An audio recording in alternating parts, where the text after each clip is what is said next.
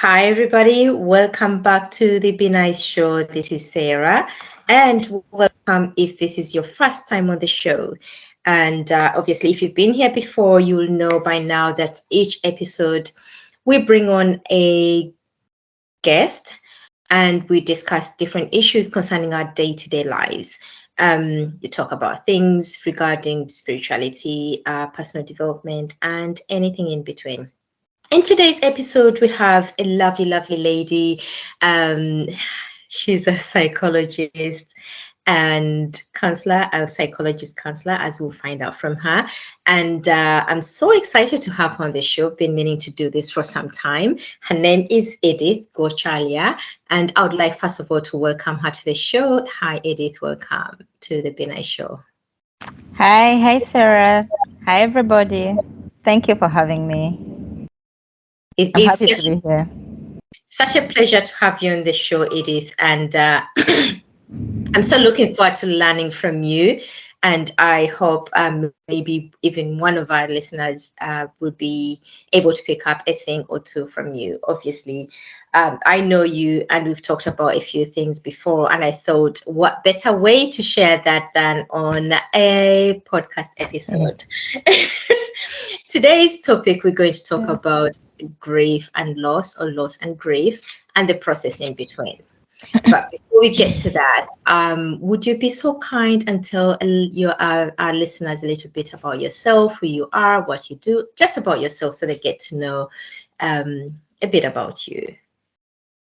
Thank you, Sarah. Edith Gwokyalya is my name, and a trained psychologist, counseling psychologist. I do not specialize. I do counseling, general counseling, every issue, every situation that requires counseling.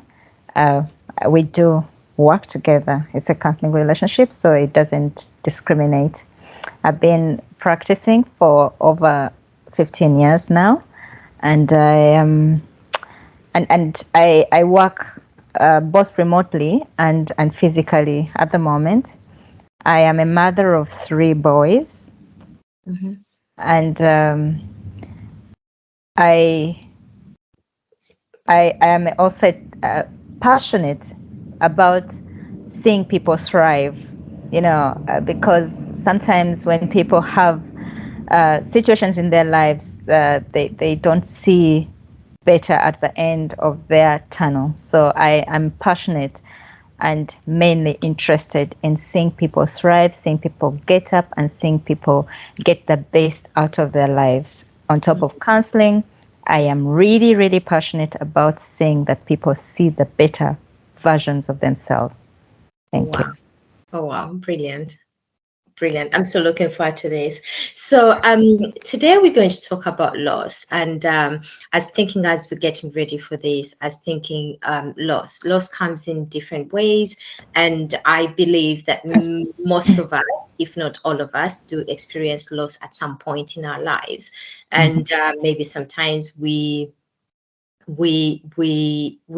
are passive about it, and sometimes we give it that attention. But just in a nutshell, what would you, from a professional point of view, what would you term as loss? Well, loss is a feeling that we attach towards deprivation of value. So when we are deprived of something or someone that we value, we have lost them. We have lost it, we have lost them, we have lost. So the feeling that we attach towards that deprivation is what we call loss. It could be a person, it could be a thing, it could be a moment, it could be anything. And do you reckon that we most of us will know that we're going through a loss process, like we've lost, or we just don't know, we just happen to go through life and not actually pick up on the fact that we've lost something, and we've lost? What I have experienced and what I've seen, over my period of practice, I know that because we as humans want to be so much in control, We avoid the feeling or the reactions of loss. We don't want to feel that we have lost, whether it is losing people. We usually want to be oblivious to it. Like, we want to fight it. We want to be we don't want to feel like we've lost, or we don't want to admit that we've lost. And if it's, say, items or business or something that we losing it means that we've lost control of it, we would rather not admit and show face and put up a strong defense. And yet usually when we just accept things as they are and just flow with the tide, it's easier to deal with the different valuable things or people that we lose. So it's a human thing to avoid to deal or accept loss. Would you say it's the same thing with relationships, like love relationships, where someone maybe things don't work out between the other party, and someone doesn't accept the fact that they've lost, or they don't want to acknowledge that they've lost someone, not in the sense of passing on, but is it a control thing that they would have lost over that person, you reckon? Yes. We because we want things to work out. It's a human thing to win. We have a competitive something at the back of our mind. So if we don't have it, then we've lost it, and it's a weak thing to lose. So we'd rather not accept. And when we don't accept, then we can't deal. And when you talk about relationships, it's interesting that usually when I'm talking to people who have things not worked out, I would say treat it as grieve over it. Because if you grieve over it, then you will go through it and rise above it. But if loss comes and you don't accept it, then you can't do anything about it, and it keeps you in the same place of pain. Yes. And you just talked about grief, and I was going to ask you, why is it important after loss? Like some people seem to get over things as soon as they've happened, and others seem to dwell or grieve over something over a period of time. Why is it important? Is it important, first of all, after loss? And if so, why is it important, the grief process? Well, first, grief is a reaction to loss. Grief is an emotion. It's a reaction that we attach to the value that we lose. Why it appears that some people have worked through it quickly and have moved on, sometimes it is that people see loss coming ahead of time, and they silently prepare themselves for it.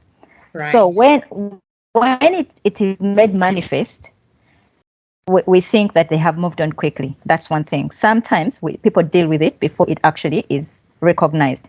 Secondly, some people pretend about it because we want to look like we've got it all together. So we pretend that all is okay, we're good, we're fine. So then it turns out that we'll put up a strong defense, like we'll look like we've got it all together, but inside we know exactly what's going on. It's usually what others see that they give a name to, but the person who's experiencing these things actually knows what they're going through. That's why I usually insist that to thyself alone be true. To thyself alone be honest, because when you're honest with yourself, then you can handle, or you can manage through whatever challenges or whatever triumphs you have. You just have to be honest with yourself. Yes. You know what? This makes a lot of sense, because when you say that some people prepare for that loss and they sort of start grieving before, I've seen incidents, say, for example, someone will have a loved one who is going through maybe a long illness of years and years. And sometimes they'll say that they would have grieved that person, the loss of that person, during that period of time they were not feeling well, and to a point that by the time they transition, they have already dealt with that. And I've always wondered why some people react differently when someone passes on, whilst others seem to why people react differently. Some seem to have it together and others seem to be all over the place. And again, that brings me to the next question, which is, one of the things that has been I've been thinking about, looking at people who have gone through loss and grief, like in the recent past, people I know, people I love, and some of them seem to react immediately. And yet again, I've seen some people who seemed okay during that time, but then months down the road, they seem to suddenly go through some sort of grief. Is that normal? Is it because they're denying the process as it happens, or are they in shock? What brings that delayed reaction? 3 ways. One, like you said earlier, when someone, for example, when someone is nursing a person who has a condition that is terminal, it's usually that they will prepare. They will be prepared, they'll have information. Some people do well with preparing themselves for the loss. Others actually don't, because we keep hoping that there'll be a miracle, there'll be something. So because we keep hoping for better, it's rare that we will accept the truth when the truth is dawned on us. Right. Secondly, there is the shock of actual loss. And shock is something that we all take differently. Some people, when they're shocked, they pass out. And everybody will see that they're shocked, they pass out, they're taken, and they're attended to, or they cry, they will exhibit all those forms that you'll see that, oh my God, something is happening. Yeah. Some others, when they are shocked, they are numb. So they seem like they are not attentive, they seem like nothing is happening, but it's because they are shocked that we can't see beyond their calm presentation. Right. And because for us, what we see is what we define. We sometimes have the wrong definitions of situations because we are not those persons. But ultimately, loss is a thing that affects us and changes us, and it is personal. And the person who is going through it must experience it individually, right, to be able to thrive through it. Would you say that when you talked about different reactions after someone is gone through the loss process of loss and grief, would you say that it's possible for someone to manifest, for other things to manifest, things such as side effects or effects of the lack of grief? And the reason I'm bringing this up is, as we were talking, I was thinking of a few people, a few instances, and one of them obviously is myself, whereby and this is a bit personal, but when my mom died, just before she died, she passed on, I went through a preparation process. We all knew, we sort of knew months before or weeks before. And when it happened, personally, I seemed okay. But then probably a year down the road, I developed all sorts of things. And then I just wondered, is that common for things to manifest after some time? And would one be able to tie that back to the loss they had before previously?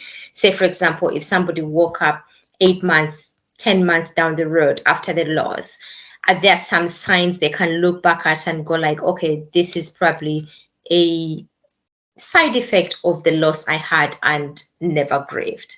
Am I making sense though?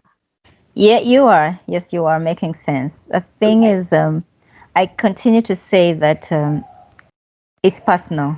Grief is personal. Loss is personal, and there is no script to experiencing it. Right. I have I have counseled. Mm-hmm. I have practiced. Mm-hmm. The way I used to attend to people who go through loss Mm-hmm. is different now that I experienced my very own, Right. because everybody has their own reactions. And please note that there is no script, so you don't know exactly how you're going to feel or Mm. react. Mm. So I encourage people usually to take a day as it comes, like do not overly prepare yourself and give yourself timelines, because then you'll be shocked at what happens to you later on in life. There is not a time that you'll say, I'm completely through with this thing. Right. Okay. Yeah. Because when people lose things or people, Mm-hmm. that loss does not go away. It just changes the way it manifests. So today I might be fine. Next month I may be very, very, unwell. Mm. You know what that means. Like I thought I'd worked through this emotion. I thought I'd worked through the other emotion, and then before I know it, it becomes a different thing. Yeah. So it's a continuous process. We grow with it, we live with it, we eat with it, we sleep with it. Like it just keeps go. It changes containers, but it's the same thing. Same thing. We just have to be attentive, Mm. okay? And Mm. then because when you are attentive, then you can name your emotions. Instead Right. of saying I think I'm stressed, you say I feel exhausted. Instead of Mm. saying I am depressed, you say I feel sad.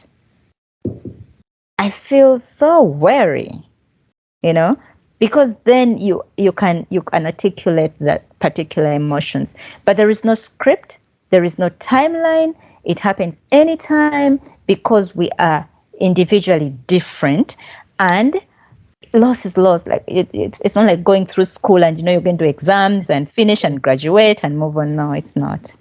And when you talk about the different emotions that happen, that can manifest here and there, um, Yeah.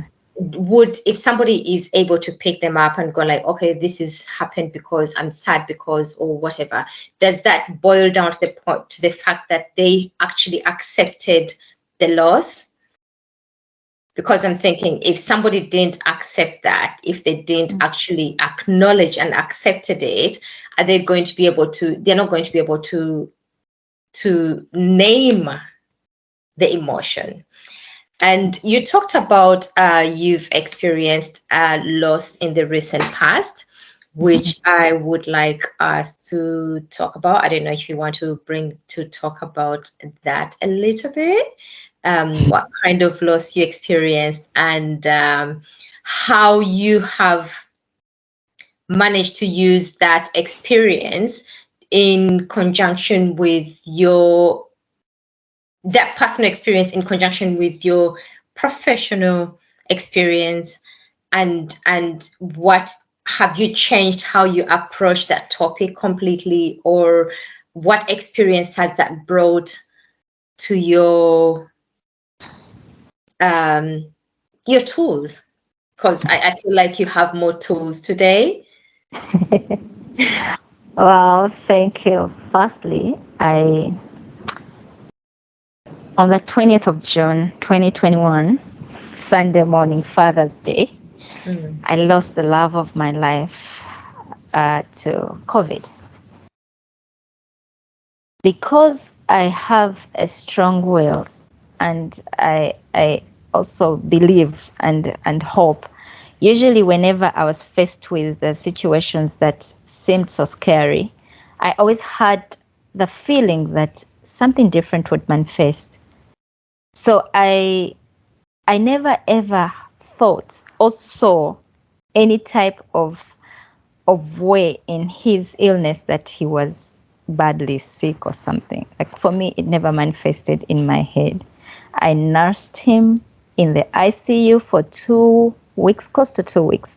And I saw progress and I reported progress. And I mean, if I wasn't with him, it would have taken me a long time to even accept that he died. So I never ever expected negative. So when 20th of June, when he passed, I was in shock because he expired in my presence. And I was in shock mainly because I was seeing different developments, and I had spoken with him and had experienced him alive. Like I knew that it was just a few days that he would be off the vent and would go into, the recovery and then, go home. I knew that it would take a while to completely recover, but I didn't think that he would pass.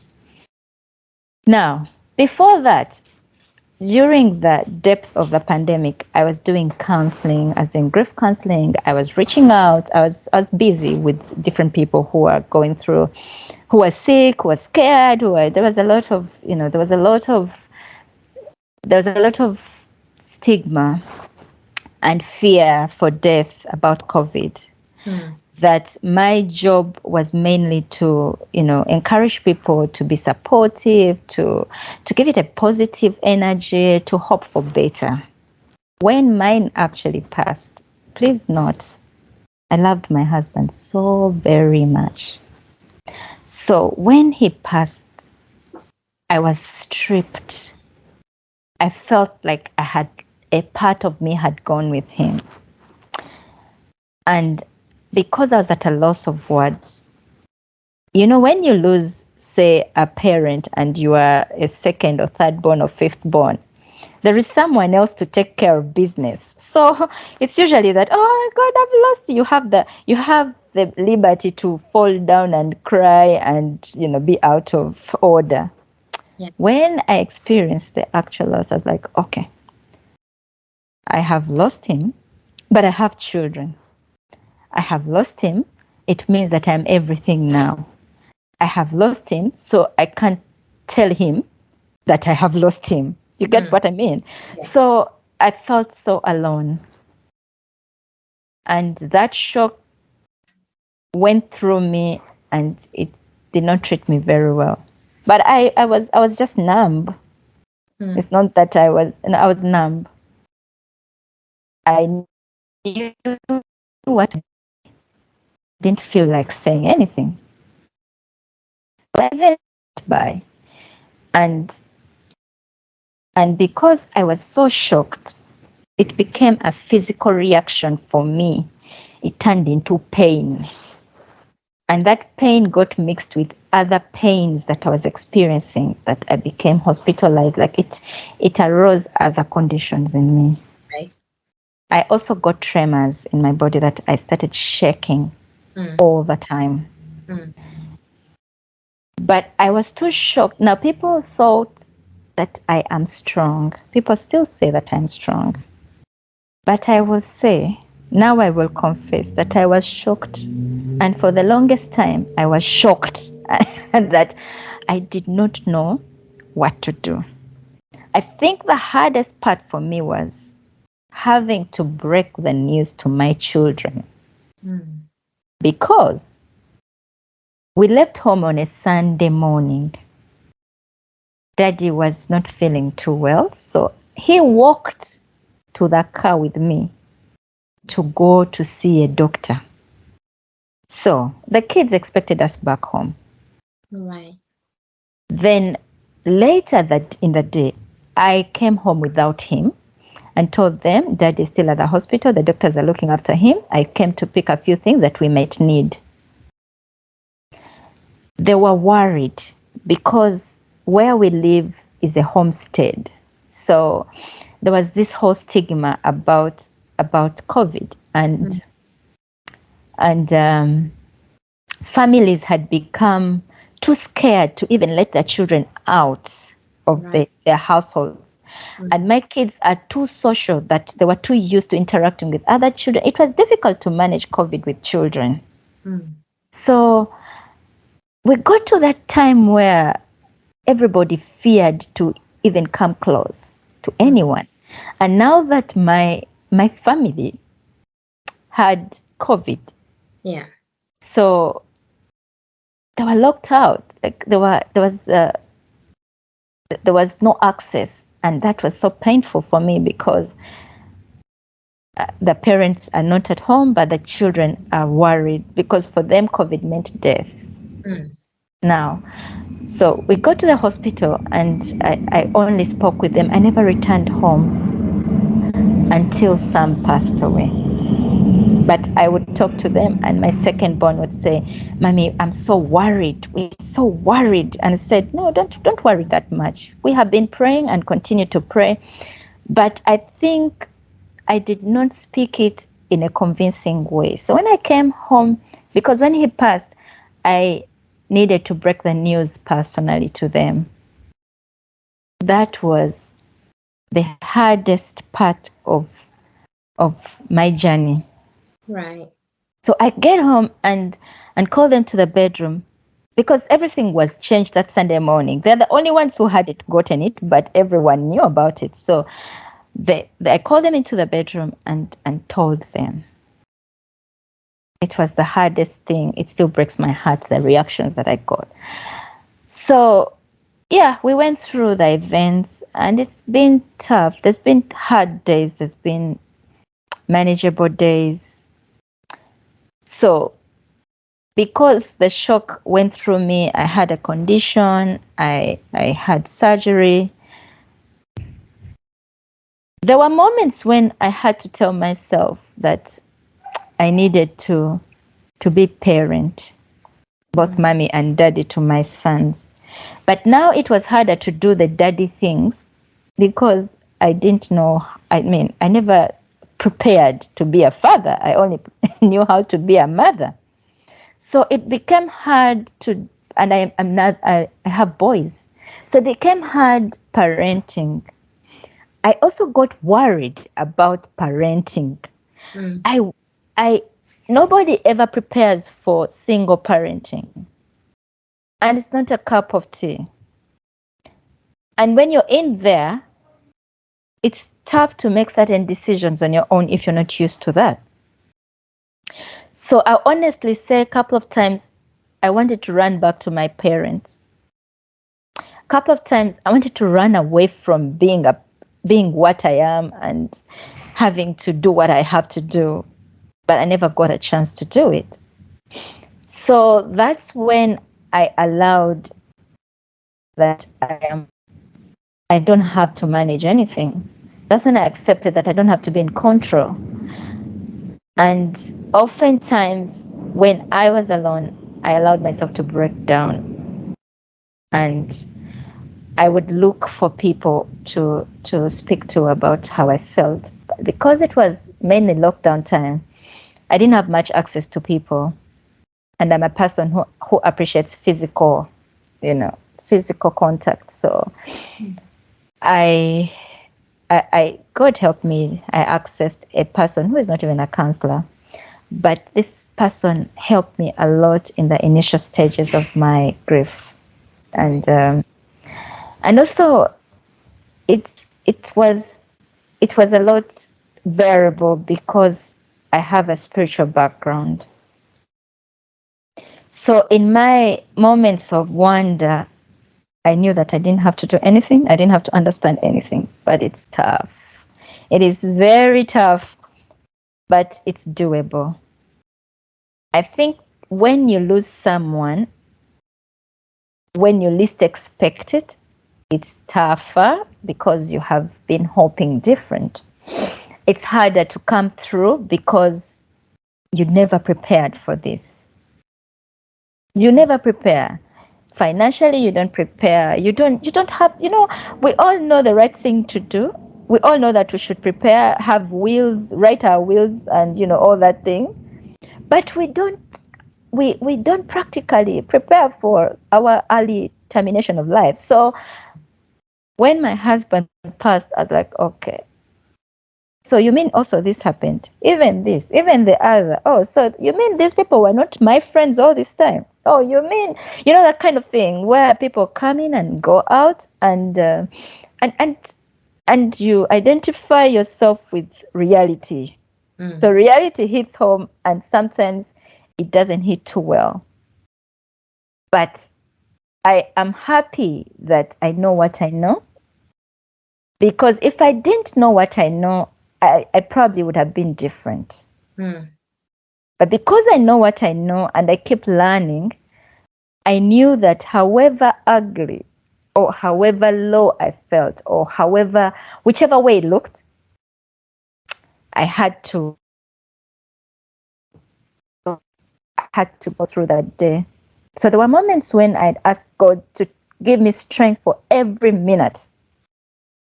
There were moments when I would just say, I don't know where I'm going. I don't know what I'm going to do. I don't even know what the children are going to feed on. But Lord, I know that you are there. And somehow that day would start and end, and I did not die. When I was going to theater, I feared that I was going to die, because I was at the lowest point of my life. This was just a month after he had passed. So I was at the lowest point in my life. And while I knew that I had to do the surgery, and this surgery was a big one, I also knew that God would not make the mistake of taking me and leaving my boys without a parent. Although I knew that I wasn't special. I mean, there are people who have lost both. But I hoped that it would turn out differently in my spirit.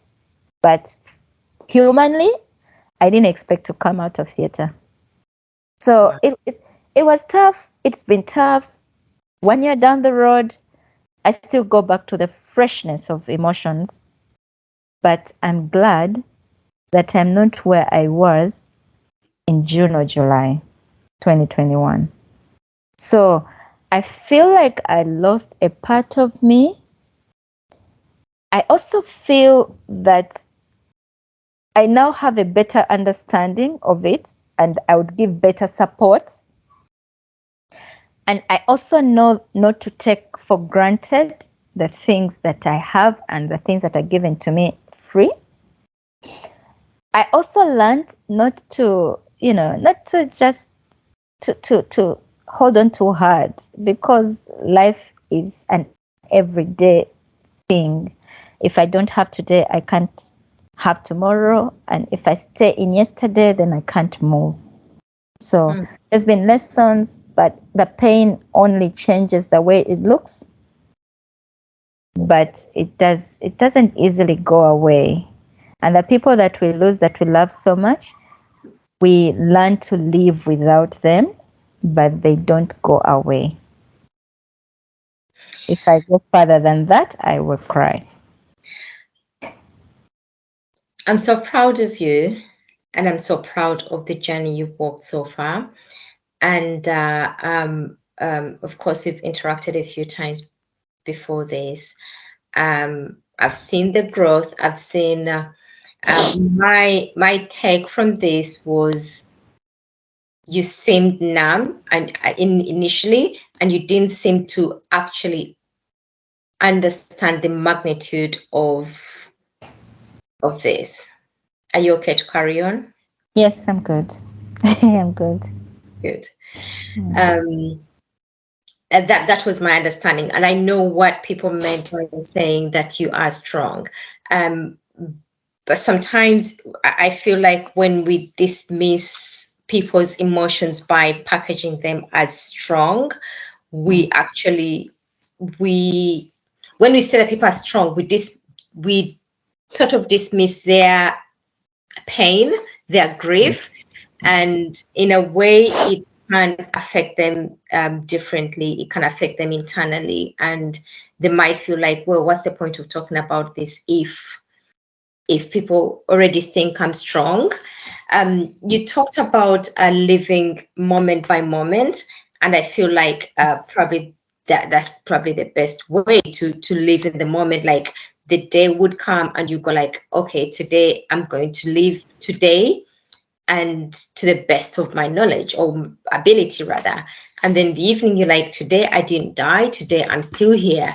And then you go to sleep and the following day. So I feel like this is a big nugget, a big takeaway for anyone listening, anyone struggling, to realize that, okay, you don't have to live the whole chunk of your life in one day. You don't have to figure out everything in one day. You have to realize that you are going through a process, and acknowledge that and embrace that and take this in small steps, day after day, moment even after moment, and probably build onto that. And I've seen Edith go through this, and I've seen a few people go through grief and serious loss. And personally, from my personal observation, I've seen those who have managed it, not even managed, but those who seem to be doing great with this in this process are those who actually allow themselves to go through this in small chunks.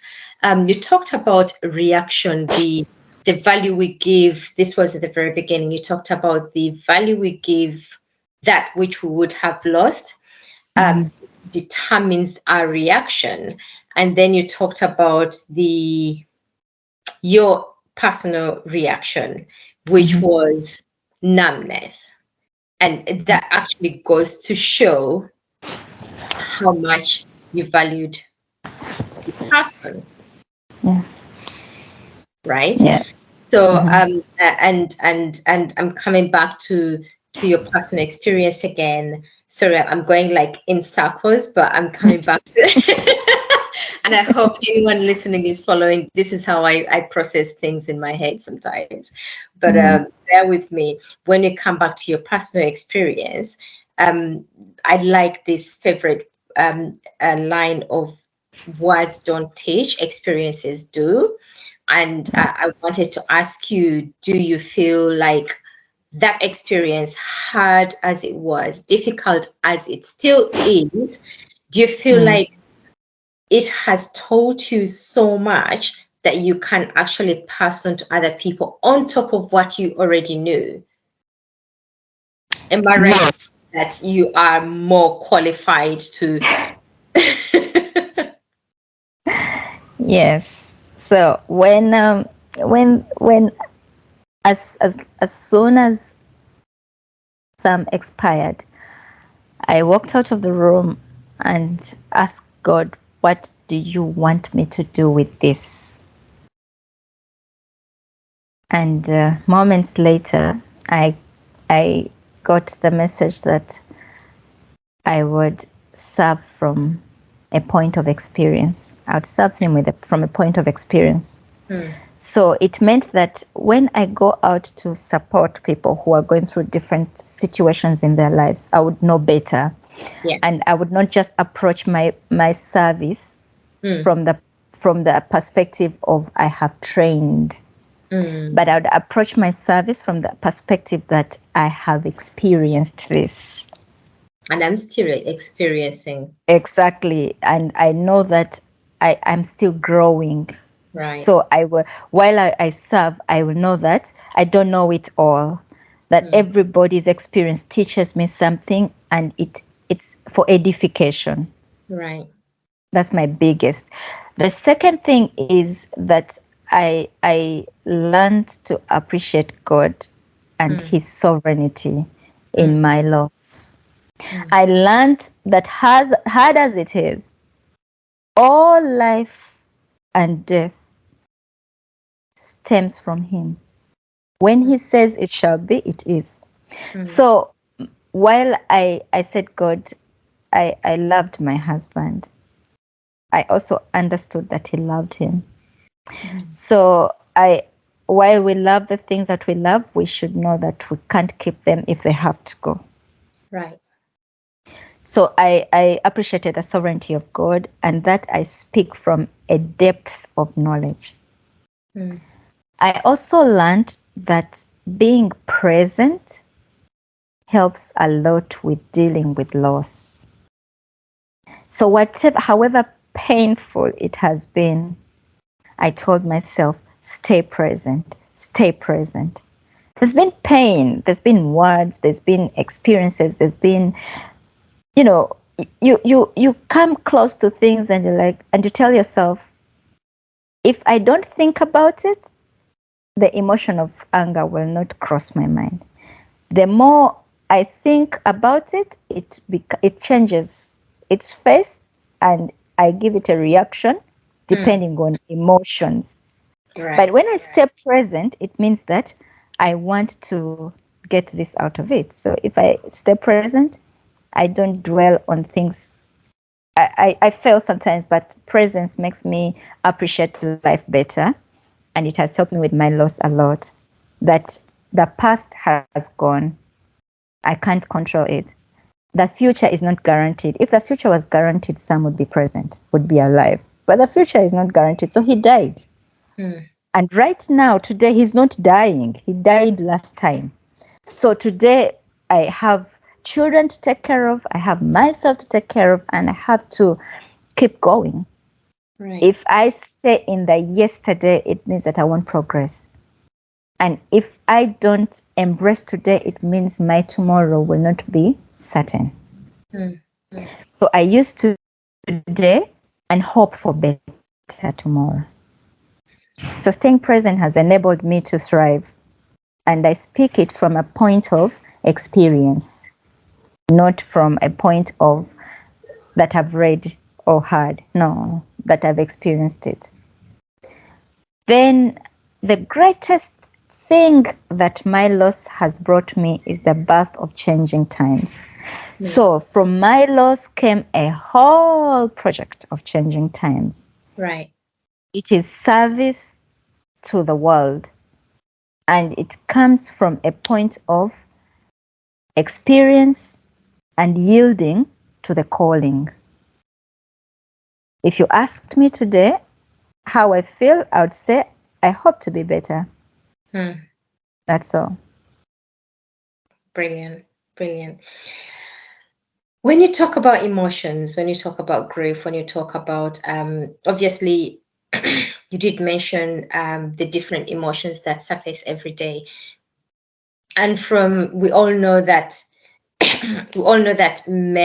women tend to process emotions, or to actually be more open about what they're facing, what they're going through, much more than men, because we come from a society of men have to behave a certain way. They're not supposed to cry. They're not supposed to do anything that makes them seem weaker than the female species. Now, from your experience, and I know you do work with men as well as women, do you think that this should change, or do you find that men struggle to show their emotions? And what advice would you give them today? Like, if somebody, because obviously men are going to face loss as well as women, what advice would you give them today? Because ultimately we know they're not different, they just seem different. Yeah.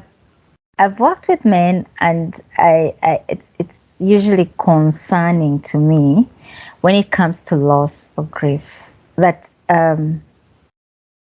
not every woman actually can express their emotions. So I think expression of emotion is individual. Like everybody does it differently. There are men who are very expressive that they don't even have to say you see.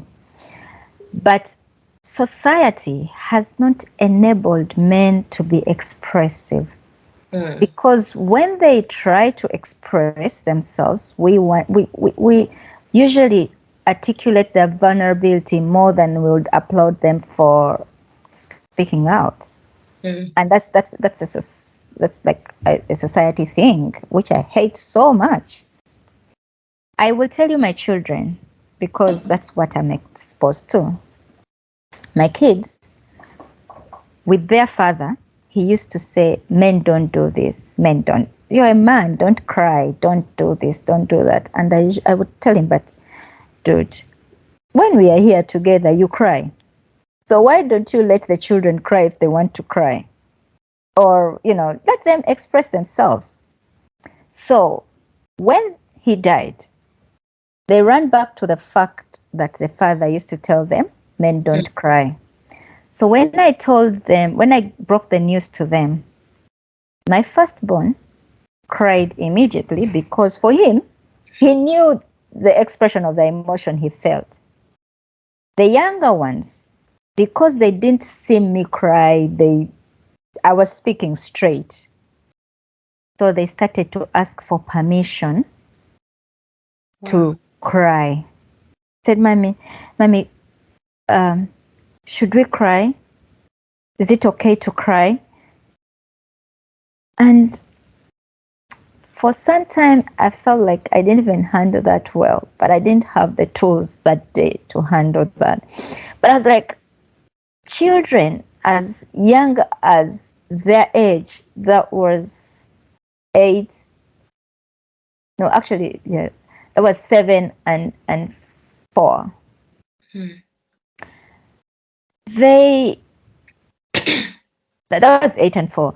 They did not think it right to act or to react a certain way because the father had taught them a certain expression.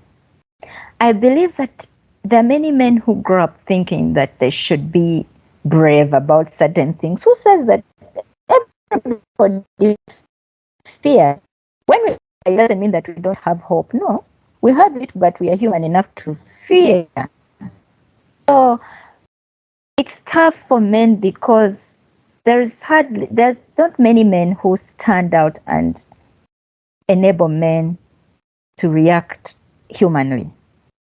Who said that the men are the source of security? So who secures them? You know, you ask yourself, like, okay, you're supposed to protect the family. Yes, you should, but I mean, you also need someone to protect you. You need a safe ground to operate. Now, I've also seen men who have lost their spouses and they're expected to have it all together. They're the ones to ensure that there are funds for the funeral and make sure that children this, that, and the other. So they don't have a chance to actually grieve or to express themselves because everything sits on their shoulders. And it's sad. Now, we also go back to the way we are socialized. For me, I think those first days were easier because I've invested well in friendships. So when Sam passed, I called my friends, 2 of them, 3 of them, and they ran the show very well. I didn't have to worry about anything, not even my children. Of course, my family was always there, but some people don't invest well in friendships. That even men, you find that there are men who lose a partner and fellow men will jump in and things will, be under control. There are those who lose and they are the ones who are the center of the show. Okay? They have certain expectations of themselves. I don't even know who wrote that script for them. But it's wrong because we are human and we are allowed to be vulnerable when we have to. So it's unfortunate that, people have socialized themselves that way. It comes with the need to be, a superstar. But there are no prizes for being superstars. There are no prizes. Nobody has won at grief. We all struggle through it. Like there's no prize for it. So you can't say that, oh, I came out well. I came out better. I came out best. No, we thrive. That's the best we can do. Thrive through it. Now, also, I have seen women have been so intentional about support. They have groups that support them. We talk to friends. There are many times when I've called my friends, said, I don't think I can even get out of bed. I feel so sad. I feel this and this. So there are people that articulate my feelings too. Many people don't know how they feel because they have not socialized themselves to understanding themselves and how they feel. And if you don't know, you can't say, you can't articulate it. You simply just generalize it. It's a bad thing because if you generalize and people won't know how to support you, say, how are you feeling today? And you say, I'm there. What does that mean? I'm there. what is fair. So if you can't articulate it, then you can't get the right support. So men have not, they haven't worked through the situation where they need to support each other or they need to seek support. And they only go out to get support when they have like really reached the end of the road, that they've taken on behavior that is maladaptive, and they are going to rehab, or they are forced to seek help, or they're fired from work. Those kind of extreme things that can be controlled. Yeah. It's to situations we can't prevent them. There are emotions that are birthed from loss, and loss, not loss of people or but loss of value. There are people who are already damaged by the time they experience loss. So there is a problem that is addressing a bigger problem. Now, if we don't work through our situations individually and cramp them all together, we don't get the right kind of support. And it's mainly that men will not deal with things, so they keep piling. And they want this pain to go away so fast. So they would rather, exactly, they want normal to come so quickly that I'd rather, okay, so my wife used to do this and that, so what do? I get the nearest girlfriend, or I need to get into a relationship quickly, that this should numb the pain. Then down the road, you realize that actually this is not working. But this is not working. It already has birthed a child. It has birthed a marriage. So there is a problem on top of a problem, and the only person who is suffering from this is you as a man. So we need to improve these things. Then these emotions that are not dealt with, we usually transmit them. Okay? So if it's not attended, becomes something else. If it's pain that's not attended, it becomes anger. And anger is transmitted in a different way. And all of this affects the individual. When we say hurt people hurt others, when we hurt others, we hurt ourselves twice as much. So it's everything that we haven't attended to will come back and bite us a certain way.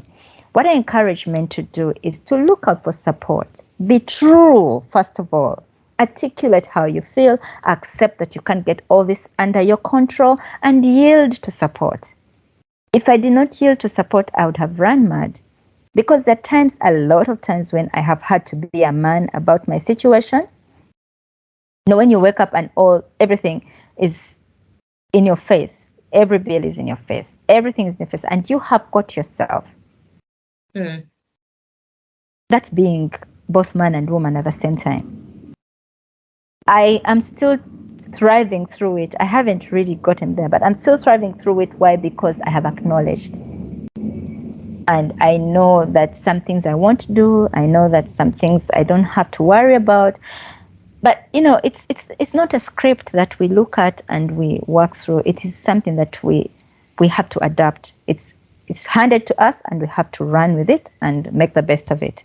So I encourage men to first get a good understanding of self and look out for support, articulate the feelings, and know that there are no prizes. There is no prize for the best man, best dad, best this. There is no prize.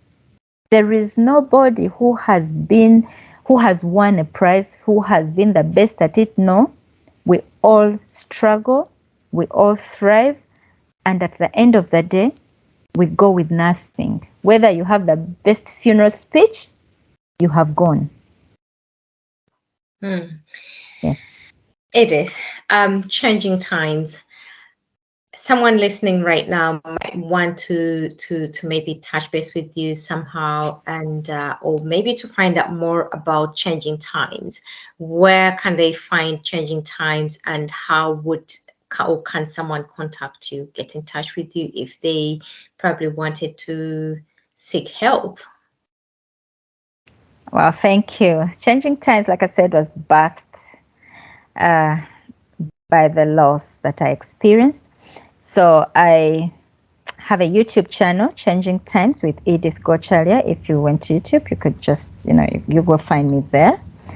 And on that page, you'll find all my contacts. I can be reached on email, and I can be reached. One can just inbox me, and also my phone contacts are there. So when you go to Changing Times with Edith Gwokyalya on YouTube, just subscribe and like the page, subscribe, and then you watch the videos on loss. There is my experience of loss. So it's about 18 videos so far. We keep growing.